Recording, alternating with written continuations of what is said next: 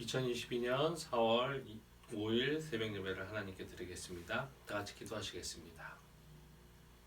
하나님 감사합니다. 오늘도 하나님께서 우리를 사랑하시고 이 자리에 불러주시면 너무나 감사합니다. 하나님 오늘 하루를 시작함에 있어서 저희들도 말씀으로 또 하나님의 법을 생각하며 최소한으로 우리가 무엇을 어떻게 살아야 되는지를 고민하며 하나님 하루를 시작하게 하심을 감사합니다. 저희들 삶을 주관하여 주시고 우리 삶에 세상과 타협하는 모습, 나약한 모습 잊지 않게 하시고 오직 말씀에 충성하는 저희들의 삶만 있을 수 있도록 보혜사 성령님께서 우리를 인도하여 주시옵소서. 감사합니다. 예수님의 이름으로 기도드립니다. 아멘. 오늘 찬송가 310장 찬양하시겠습니다. 찬송가 310장 찬양하시겠습니다.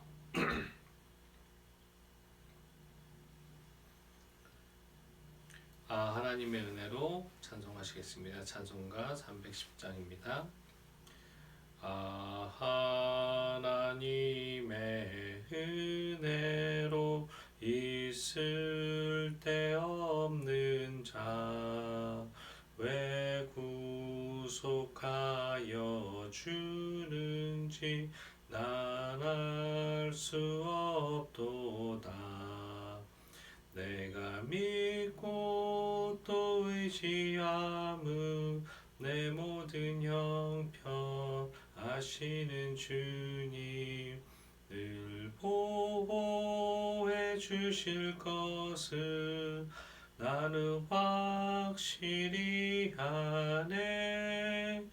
왜 내게 굳센 믿음과 또 복음 주셔서 내 마음이 항상 편한지 난 알 수 없도다.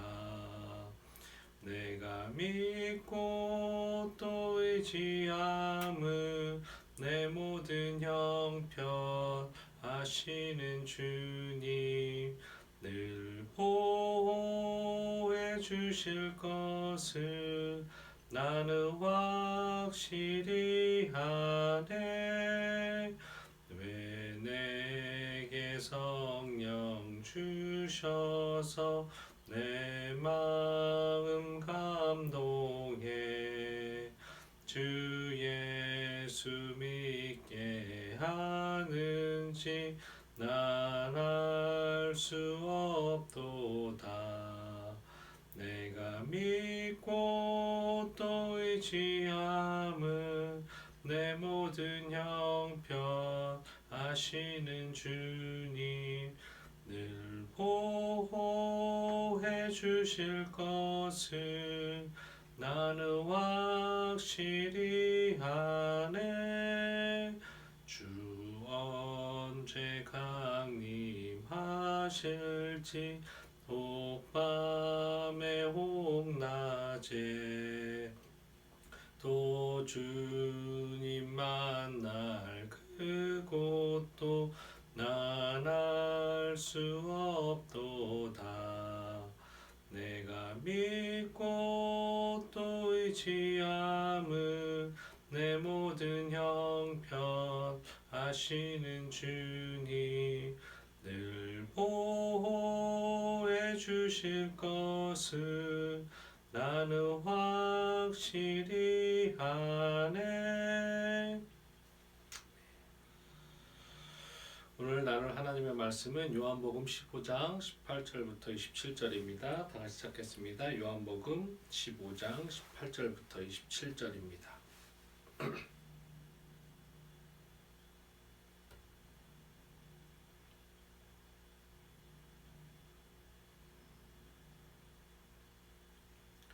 요한복음 15장 18절부터 27절 다 찾으셨으면 우리 한 목소리 같이 읽겠습니다. 세상이 너희를 미워하면 너희보다 먼저 나를 미워한 줄을 알라. 너희가 세상에 속하였으면 세상이 자기의 것을 사랑할 것이나 너희는 세상에 속한 자가 아니요 도리어 내가 너희를 세상에서 택하였기 때문에 세상이 너희를 미워하느니라. 내가 너희에게 종이 주인보다 더 크지 못하다 한 말을 기억하라. 사람들이 나를 박해하였은즉 너희도 박해할 것이요 내 말을 지켰은즉 너희 말도 지킬 것이라. 그러나 사람들이 내 이름으로 말미암아 이 모든 일을 너희에게 하리니 이는 나를 보내신 이를 알지 못함이라. 내가 와서 그들에게 말하지 아니하였더라면 죄가 없었으려니와 지금은 그 죄를 핑계할 수 없느니라. 나를 미워하는 자는 또 내 아버지를 미워하느니라. 내가 아무도 못한 일을 그들 중에서 하지 아니하였더라면 그들에게 죄가 없었으려니와 지금은 그들이 나와 내 아버지를 보았고 또 미워하였도다. 그러나 이는 그들의 율법에 기록된 바 그들이 이유 없이 나를 미워하였다 한 말을 응하게 하려 함이라. 내가 아버지께로부터 너희에게 보낼 보혜사 곧 아버지께로부터 나오시는 진리의 성령이 오실 때에 그가 나를 증언하실 것이요 너희도 처음부터 나와 함께 있었으므로 증언하느니라. 아멘. 오늘은 항상 주님과 나를 비교합시다 라는 제목으로 하나님 말씀 나누겠습니다. 본문은 제자들에 대한 세상의 핍박이 있을 것을 예고하고 또 예수님의 제자로서의 성령과 또 제자들의 역할에 대해서 말씀하신 내용이 오늘 본문 전체의 내용이라고 할 수 있습니다. 예수님께서는 성도들이 이 땅에 사는 동안 주님 당신으로 말미암아서 핍박당하는 것이 결코 우연이 아니라 필연적인 겪어야 되는 시간이라고 말씀하고 계십니다. 즉 세상이 성도들을 미워하기 때문임을 분명히 가르쳐 주신 것입니다. 예수님과 세상은 서로 원수 관계에 있고 따라서 세상은 예수님을 미워하므로 그에게 속한 성도들도 당연히 세상으로부터 미움을 받게 되는 원리인 것입니다. 그러므로 세상의 핍박과 미움을 받는다는 것이야말로 어찌 보면 성도들이 예수 그리스도께 속한 자들이라는 또 하나의 증거일 수 있습니다. 그런데 예수님께서 이러한 예고를 하시는 것은 성도들이 때때로 억울한 핍박을 세상으로부터 당하게 될지라도 결코 두려워하거나 낙심하지 말 것을 당부하기 위함이었습니다. 따라서 성도들은 세상으로부터의 핍박과 미움을 당하게 될 때 오히려 기뻐하고 또 한편으로는 내가 정말로 주님의 사람이 맞는가 보다라는 그런 자랑스러운 또 스스로의 자부심도 가질 필요가 있고 또한 하나님께 영광을 돌려야 될 것입니다. 또한 예수님께서는 성도들이 세상의 핍박과 미움을 받을 때 보혜사 곧 진리의 성령을 보내주셔서 성도들을 또 당신에게 속한 자들을 분명히 보호하시고 인도하실 것이라는 그런 또 위로의 말씀도 전해주고 계십니다. 즉 비록 온 세상이 성도들을 삼키고 넘어뜨리고 죄의 함정에 빠뜨려서 자신들과 동일하게 지옥으로 가고 싶어 하지만 장차 보혜사 성령님께서 우리와 함께 계셔서 도와주실 것이기에 제자들과 성도된 우리들이 걱정할 필요가 없다라는 것입니다. 이 같은 사실은 예수님께서 대적들의 손에 체포당하여 십자가 고난을 당하실 때 뿔뿔이 흩어지고 도망쳐 버렸던 제자들이 오순절 성령 강림 이후로 완전히 변화되어서 여전히 그런 공포와 두려움이 있었음에도 불구하고 거리로 박차고 나가서 담대한 자세를 잃지 않고 하나님의 말씀을 전했던 그 모습을 볼 때 우리는 그것을 증거로 삼을 수 있습니다. 성도된 우리들이 예수 그리스도와 복음에 대한 증인으로서 언제나 담대한 삶을 영위하느냐 아니면 그렇지 못하느냐 세상의 핍박에 두려워하여서 그저 형식적으로 무기력한 생활을 이어가느냐 하는 것은 오로지 성령의 능력에 힘을 입었느냐 성령과 동행하며 주님의 말씀을 충분히 순종하느냐에 따라서 좌우된다는 것을 우리는 명심해야 될 것입니다. 그러므로 우리 성도들은 성령의 권능을 힘입음으로써 죽음을 정복하시고 살아나신 예수님께서 담대하라 세상을 내가 이겼노라고 말씀하셨고 선언하셨던 것처럼 세상의 어떤 핍박과 조롱에도 굴하지 않고 주님의 제자로서 주님께서 승리한 전쟁에 단지 그곳을 가서 성령의 깃발을 꼽는 어찌 보면 아주 손쉬운 그런 우리의 역할이 남아있고, 그것이 바로 복음을 증거하는 증인된 자의 역할이라고 할 수 있음을 우리를 명심하고 우리의 삶이 그런 삶이 될 수 있도록 노력해야 될 것입니다. 오늘은 특별히 22절이 주는 영적 메시지를 한 번 더 구체적으로 살펴보겠습니다. 22절 우리 한 목소리 같이 읽습니다. 내가 와서 그들에게 말하지 아니하였더라면 죄가 없었으려니와 지금은 그 죄를 핑계할 수 없느니라. 이 구절은 율법이 있기 전에는 죄를 알지 못하였으나 율법으로 말미암아 죄를 알게 되었다는 사도 바울의 고백과 유사한 구절이라고 할 수 있습니다. 그런데 본절에서 주님께서 하신 말씀은 그 원리에 있어서 율법과 마찬가지이나 그 결과에 대해서는 율법과도 비교할 수 없을 만큼의 크고 두려운 결과가 있다라는 것입니다. 주님이 이 땅에 오사 진리를 밝히 선포하심으로써 이제 그 누구도 죄에 대해서 어떠한 핑계나 변명을 댈 수 없다라는 것입니다. 어느 누구도 죄에서 자유할 수 없음을 주님께서 빛으로 비춰주신 것입니다. 사랑하는 성도 여러분, 세상 사람들은 복음을 증거하며 죄의 용서를 받았을 때 대개 내가 지금까지 무슨 죄를 지었고 나는 법 없이도 살 수 있다라는 말을 하며 그 복음에 대해서 발끈하는 사람들을 볼 수 있습니다. 그러나 우리가 알아야 되는 것은 인간이 지켜야 할 도덕과 윤리 가운데 가장 객관적이고 또 인정된 것만을 집약해 놓은 것이 법이라는 것을 우리는 깨달아야 됩니다. 그래서 이 사람이 말한 법 없이도 살 수 없다라는 것의 법은 도덕의 최선의 요약이다라는 말이 있는 것처럼 법은 우리 인간의 최소한인 것입니다. 또 그런가 하면 인간의 양심이나 세상의 여론도 마찬가지입니다. 자신들의 범죄함에 있어서 어쩔 수 없었다는 자기 타협과 변명을 늘어놓기 일쑤이며 나와 생각이 틀리면 흑백 논리를 내세워서 상대방을 억압하고 비판하고 비방하고 하물며 저주하기까지 서슴지 않는 모습을 볼 수 있습니다. 여러분 소설 레미제라블을 아시죠? 그 레미제라블의 주인공인 장발장을 보면 배가 고파서 빵을 사려고 아니면 죽을 것 같은 굶주림으로 빵을 훔쳤을 때 감옥에 가며 그 내용이 그 소설이 전개가 됩니다. 그런데 세상 사람들은 이 소설을 접하면서 죄임에도 불구하고 연민을 느끼며 배고파서 그런 건데 그럴 수도 있지 않느냐, 빵 하나가 갖고 그럴 수 있느냐라고 반문하기까지도 합니다. 하지만 어떻습니까? 주님께서는 사흘이 아니라 40일을 금식하고서도 사람이 떡으로만 살 것이 아니라고 말씀하시며 마귀의 유혹을 떨쳐버리셨습니다. 한마디로 빵을 훔치는 것도 그 훔치는 것이 크고 작건 간에 분명히 죄라는 것을 명확하게 기준을 갖고 계셨던 예수님의 모습을 볼 수 있는 것입니다. 또 요즘 아침 드라마를 한번 보십시오. 가정의 알살림을 책임지며 또 남편과 자녀들을 내조하고 헌신하는 아내가 자녀들과 남편을 출근하고 등교시킨 이후에 TV를 청소하면서 TV 틀었을 때 드라마의 대부분이 바로 불륜을 다룬 드라마입니다.